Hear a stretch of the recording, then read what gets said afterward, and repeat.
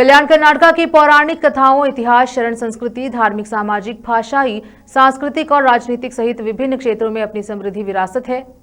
मंत्री ने कहा कि आज की युवा पीढ़ी को यह सारा इतिहास याद रखना चाहिए। गोड्डा नरसंहार, जिसे दूसरा जलियांवाला बाग भी कहा जाता है, अत्यंत जघन्य था, जिसमें अनेक लोग मारे गए थे। मंत्री ने इस मुक्ति संग्राम के लिए लड़ने वाले अनेक महान लोगों को याद किया। वह आज बीदर शहर के नेहरू स्टेडियम में कल्याण कर्नाटक उत्सव 2025 दिवस के अवसर पर ध्वजारोहण करके संबोधन कर रहे थे। यद्यपि 15 अगस्त 1947 को पूरे भारत को स्वतंत्रता मिली, लेकिन हैदराबाद कर्नाटक को स्वतंत्रता नहीं मिली। निजाम भारतीय संघ में शामिल होने के लिए सहमत न होकर स्वतंत्र रहा।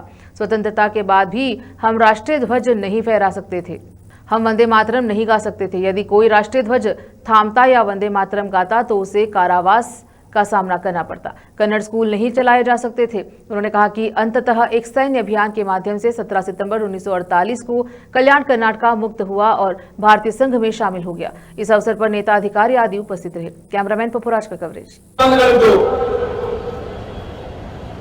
राष्ट्रक्काಗಿ ಮಹಾತ್ಮ ಗಾಂಧೀಜಿಯವರ ನೇತೃತ್ವದಲ್ಲಿ ಸ್ವಾತಂತ್ರ್ಯಕ್ಕಾಗಿ ಬಹಳ ದೊಡ್ಡ ಮಟ್ಟದ ಹೋರಾಟ ನಡೀತದೆ। ಈ ಹೋರಾಟದಲ್ಲಿ ಸುಮಾರು ಜನ ಹುತಾತ್ಮರಾಗ್ತಾರೆ, ತಮ್ಮ ಜೀವವನ್ನೇ ಬಲಿದಾನ ಕೊಟ್ಟಿದ್ದಾರೆ। ಗಾಂಧೀಜಿಯವರ ಜೊತೆಯಲ್ಲಿ ನೆಹರೂಜಿಯವರು, ವಲ್ಲಭಭಾಯಿ ಪಟೇಲ್ ರವರು, ಸುಭಾಷ್ ಚಂದ್ರ ಬೋಸ್ ರವರು, ಭಗತ್ ಸಿಂಗ್ ರವರು, ಚಂದ್ರಶೇಖರ್ ಅವರು, ಆಜಾದ್ ರವರು, ಮೌಲಾನಾ ಅಬ್ದುಲ್ ಕಲಾಂ ಆಜಾದ್ ರವರು, ಖಾನ್ ಅಬ್ದುಲ್ ಗಫಾರ್ ಖಾನ್ ರವರು, ಸರೋಜಿನಿ ನಾಯ್ಡು ರವರು, ಬಾಬಾ ಸಾಹೇಬ್ ಅಂಬೇಡ್ಕರ್ ಅವರು, ಹೀಗೆ ಸಾವಿರಾರು ಜನ, ಇವತ್ತು ಯಾರ ಹೆಸರು ಇಲ್ಲ, ಅಸಂಖ್ಯಾತ ಜನ ಈ ದೇಶಕ್ಕಾಗಿ, ತ್ರಿವರ್ಣ ಧ್ವಜಕ್ಕಾಗಿ ಬಲಿದಾನ ಕೊಟ್ಟಿದ್ದಾರೆ, ರಕ್ತ ಕೊಟ್ಟಿದ್ದಾರೆ, ಸೆರೆವಾಸ ಅನುಭವಿಸಿದ್ದಾರೆ, ತಮ್ಮ ಮನೆ ಮಠ ಎಲ್ಲ ಕಳ್ಕೊಂಡಿದ್ದಾರೆ। ಅವರೆಲ್ಲರಿಗೆ ನಾವು ಸ್ಮರಿಸಬೇಕಾಗ್ತದೆ। ಅದಾದ ನಂತರ ಅಂತ ಸಂದರ್ಭದಲ್ಲಿ ವಲ್ಲಭಭಾಯಿ ಪಟೇಲ್ ಅವರ ನೇತೃತ್ವದಲ್ಲಿ ಈ ದೇಶದಲ್ಲಿರುವಂತಹ ಎಲ್ಲಾ ಸಂಸ್ಥಾನಗಳು, ರಾಜ ಮಹಾರಾಜಗಳು ಭಾರತ ದೇಶದ ಒಕ್ಕೂಟದಲ್ಲಿ ಸೇರ್ಪಡೆ ಆಗ್ತಾರೆ। ದೇಶ ವಿಭಜನೆ ಆದಂತಹ ಸಂದರ್ಭದಲ್ಲಿ ಬ್ರಿಟಿಷರು ಒಡೆದಾಡುವ ನೀತಿಯನ್ನು ಅನುಸರಿಸಿ ನೀವು ಭಾರತದ ಒಕ್ಕೂಟದಲ್ಲಾದರೂ ಸೇರ್ಪಡೆ ಆಗಲಿ ಅಥವಾ ಪಾಕಿಸ್ತಾನದಲ್ಲಾದರೂ ಸೇರ್ಪಡೆ ಆಗಲಿ ಅಥವಾ ನೀವು ಸ್ವತಂತ್ರವಾಗಿರ್ಬೇಕು ಅಂತ ಹೇಳ್ತಾರೆ।